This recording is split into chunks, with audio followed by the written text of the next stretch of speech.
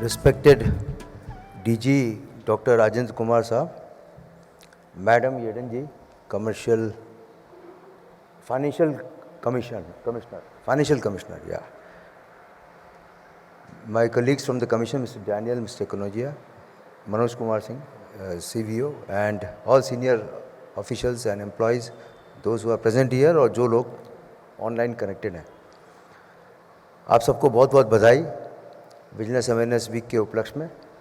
और जितने विनर्स हैं अलग अलग कॉम्पिटिशन्स के, उन सबको भी बहुत बहुत बधाई, जजेस को भी, और जिन्होंने बहुत अच्छा परफॉर्मेंस किया है और उनको अवार्ड दिया गया है उन सबको भी बहुत बहुत बधाई।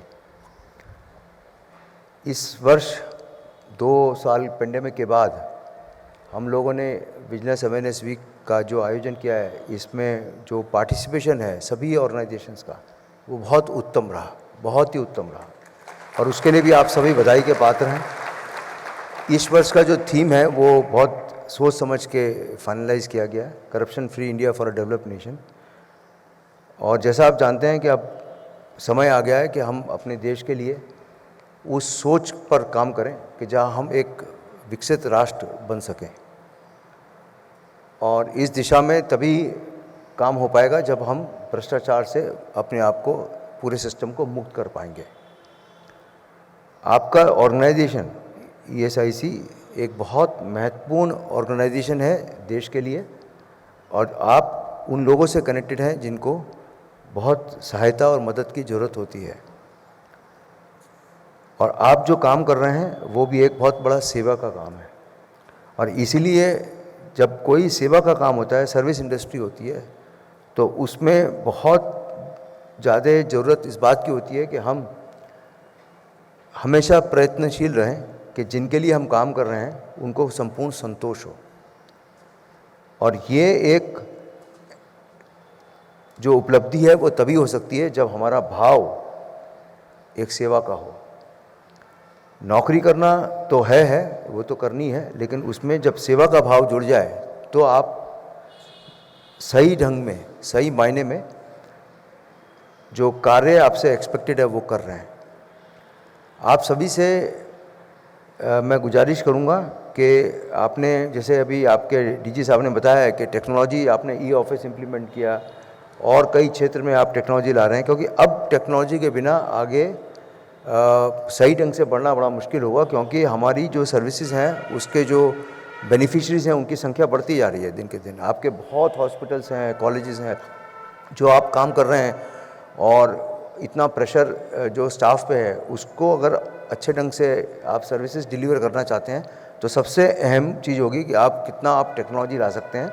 टेक्नोलॉजी लाना तो चलो ठीक है, आपने ले आए, लेकिन टेक्नोलॉजी का उपयोग और जो बेनिफिशियरी हैं उन तक पहुंचना कि वो टेक्नोलॉजी से जुड़ सकें, उसके लिए भी प्रयत्न करना पड़ेगा। जो आपके सर्विसेज हैं, जो उपभोक्ता हैं, अगर उनको ऑनलाइन अप्लाई करना है तो ऐसे बहुत सारे लोग होंगे जिनके पास ये शायद थोड़ा प्रिलिमिनरी उनको आपको समझाना पड़ेगा, बताना पड़ेगा कि इस तरह से ये सर्विसेज अवेलेबल हैं। तो जितना आप पेपर वर्क कम करके उनको टेक्नोलॉजी के प्लेटफॉर्म पे ला सकते हैं, तभी उसका एक्चुअली उसको आपका फ़ायदा मिलेगा। तो टेक्नोलॉजी जो आप ला रहे हैं उसके लिए तो बहुत अभिनंदन के पात्र ही हैं, लेकिन उसका पूरा सदुपयोग हो, और जो टेक्नोलॉजी ऑलरेडी है और उसमें अगर कोई गैप है तो उसको भी आप करिए। हमारा 3 महीने के जो ये प्रिवेंटिव विजिलेंस का कार्यक्रम हमने रखा था, अभी भी चल रहा है 15 नवंबर तक, उसमें भी टेक्नोलॉजी इनिशिएटिव को एक कवर किया गया था। तो जो ऑलरेडी पोर्टल्स हैं या आपकी टेक्नोलॉजी है, क्योंकि टेक्नोलॉजी का अपग्रेडेशन भी उतना ही ज़रूरी है। हम प्रिवेंटिव विजिलेंस पे ज़्यादा जोर दे रहे हैं, इसलिए ज़्यादा जोर दे रहे हैं तो प्यूनिटिव अपने आप कम हो जाएगा। और ये 3 महीने का जो कैंपेन है ये प्रिवेंटिव विजिलेंस का ही है। मुझे बड़ी खुशी है कि रिकॉर्ड मैनेजमेंट पे आपने बहुत अच्छा काम किया है।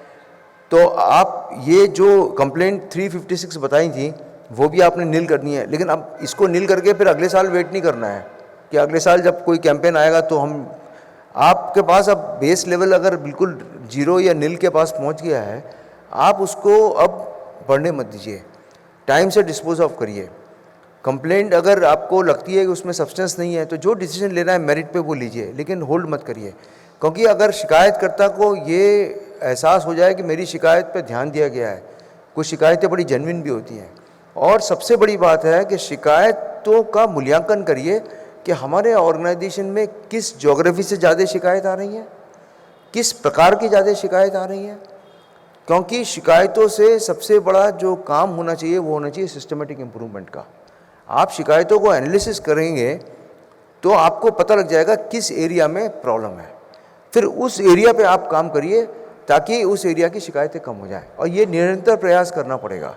सबसे बड़ी स्ट्रेंथ है हमारा ह्यूमन रिसोर्स, तो उस ह्यूमन रिसोर्स को मोटिवेट करना, उन ह्यूमन रिसोर्स को अपडेट रखना गाइडलाइंस से, आपकी training, capacity building, continuous workshops, connect with the people.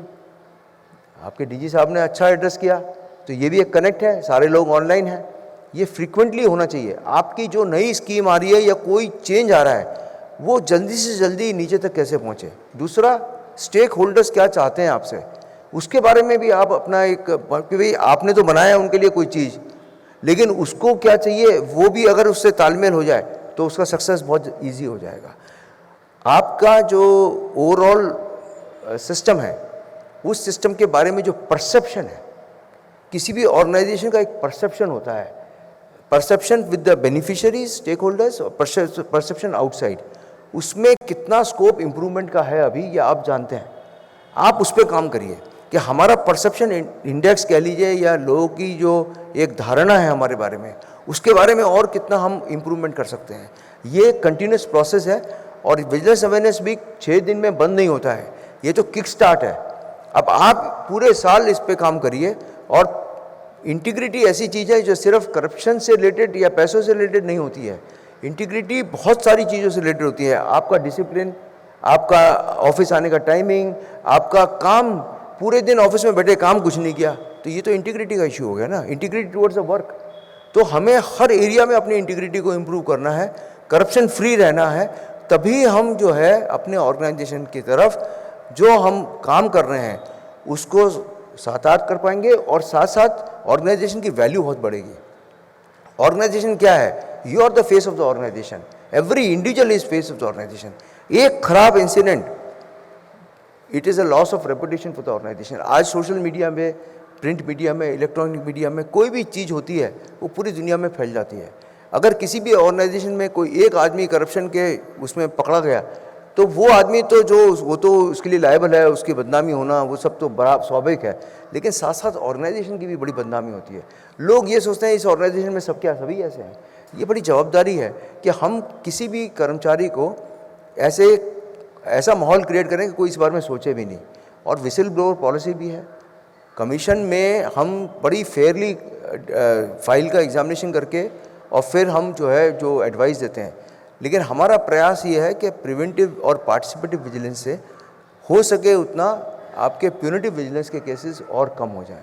उसके लिए ये ज़रूरी है कि हम अपने आँख कान खुले रखें, हमारे आसपास कोई गड़बड़ तो नहीं कर रहा, उसको रोका जाए, और साथ साथ में ये देखा जाए कि जो काम हम जितना समय में हमें कर देना चाहिए उससे ज़्यादा समय नहीं लेना चाहिए। ये होता है डिस्पोजल। करप्शन तभी आता है जब हम चीज़ रोकते हैं, किसी का इंटेंशन तभी ख़राब होता है जब वो चीज़ को रोकते हैं। तो मैं आपसे ये गुजारिश करूँगा कि इसको क्लोजिंग सेरेमनी तो ठीक है, एक वीक का हमारा ये कार्यक्रम था, आज हम इसको समापन कर रहे हैं फॉर्मल कार्यक्रम को, बट एक्चुअली आज से शुरुआत है कि जो हमने डिस्कस किया है, आप लोगों ने जो काम किया है, अब उसको आगे बढ़ाइए पूरे साल, और जब हम अगले साल मिलें तब आप मूल्यांकन करिए कि हमने इस 12 महीने में क्या चेंज लाया है। मेरी रिक्वेस्ट है सीवीओ साहब से कि आप कुछ ऐसा सोचिए कि पूरा सिस्टम ये इस तरफ प्रयास करे कि अब से लेके नेक्स्ट विजिलेंस अवेयरनेस तक हमने ऑर्गेनाइजेशन में क्या चेंज लाए हम पॉजिटिव, वो मूल्यांकन करके फिर प्रेजेंट करिए। नेक्स्ट वीक में डीजी साहब प्रेजेंट करें कि सबने मिलके इतने एरिया में हमने चेंज किया है। और ये कंटिन्यूस प्रोसेस है, ऐसा नहीं है कि आज काम कर लिया और हो गया, क्योंकि टेक्नोलॉजी बदल रही है, एनवायरनमेंट बदल रहा है, लोगों की अपेक्षाएं बदल रही हैं। तो इस चेंज प्रोसेस में हमारे साथ नए लोग भी जुड़ते जा रहे हैं, आपके नए एम्प्लॉयज़ रिक्रूट होते जा रहे हैं। सबको कैसे जोड़ा जाए, एक टीम वर्क की तरह काम किया जाए, और तब इस तरह से जब काम करेंगे तो 12 महीने बाद आप पाएंगे ये सेटिस्फैक्शन जो है, ये एक स्पिरिचुअल सेटिस्फैक्शन होगा। इससे बड़ा संतोष मिलेगा कि देखिए हमने 12 महीने में उस स्टेज से हम इस स्टेज पे आ गए। इतना टेक्नोलॉजी लाए, इतने प्रोडक्ट में चेंज किया, इतने नए हॉस्पिटल खोले, इतने हॉस्पिटल में रिनोवेशन कराया, इतने लोगों के क्लेम्स पास किए, हमारा क्लेम पास करने का डिस्पोजल टाइम कम हो गया, रेशियो बहुत अच्छा है, अवेयरनेस बहुत अच्छी है, लोगों तक पहुँचिए, मिलिए, उनसे फीडबैक लिए, ये सारे काम करते रहिए। और इन्हीं के साथ मैं ज़्यादा समय ना लेके, ऑलरेडी हम लोग 10 मिनट लेट हो चुके हैं प्रोग्राम शेड्यूल के हिसाब से, तो अब मैं ज़्यादा समय नहीं लूँगा। आप सबको फिर से बहुत बहुत बधाई और शुभकामनाएं। Thank you.